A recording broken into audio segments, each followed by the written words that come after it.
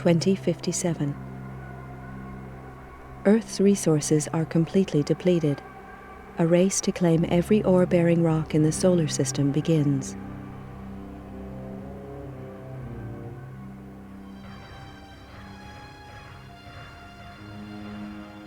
(2079). Tension grows as opposing nations compete for ever-declining resources and expand their military capabilities in space. 2085. Eurofed Deep Space Survey ship Argo is impounded by SDR-AF coalition forces. 3 ships are destroyed in the ensuing police action. Negotiations fail and war breaks out. 2086. The war escalates and military resources on all sides are rapidly depleted. 2087. The final fleet action takes place at Nereus Harbor, orbiting Neptune. Within days, the battle is finished. Damaged and badly irradiated, the flagship Damocles is the only cruiser to survive the conflict. The war is over. Powerful multinational corporations unite to take control and restore order to the tatters of society. With little remaining military or financial resources, Earth's governments are stripped of their powers and are forced to demilitarize. The construction of capital-class armed spacecraft is outlawed. 2089. The corporations continue the exploitation of space, making vast profits to further strengthen their position.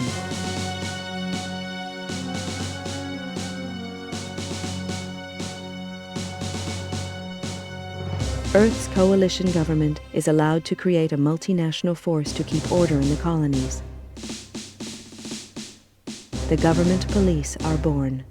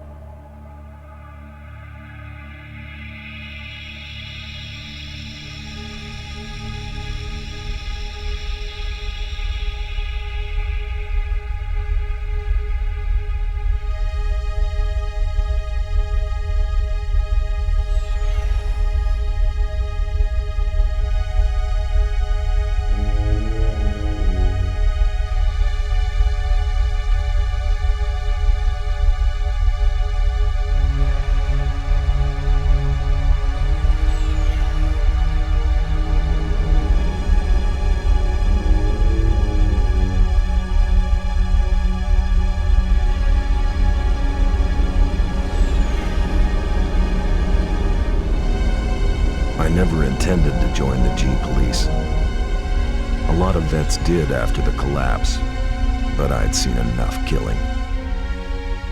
And killing's what it's all about. When they first hit the colonies, the G-Police operated like any other Earth-based force. They got slaughtered by the truckload, and it was clear that the frontiers required more forceful policing. Close air support was introduced in the shape of the AG-60 Havoc. I'd flown these babies on Mars during the war, and they were past their prime even then. Lack of funding from Earth means that these ships are still in frontline service. Second-hand machines flown by second-hand crews.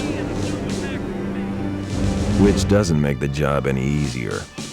G-Police are supposed to represent government authority in the colonies, but I knew the score.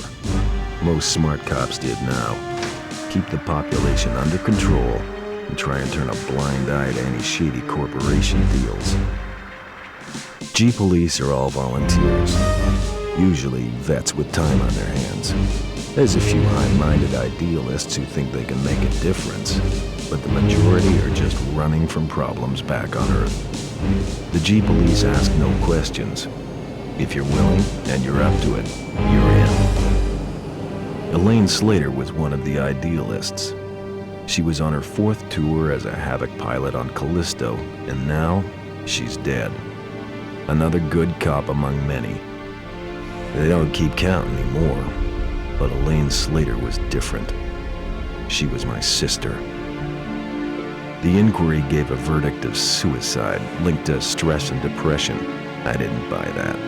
Elaine had won commendations for closing a couple of big cases, and she'd even hinted at a new romance.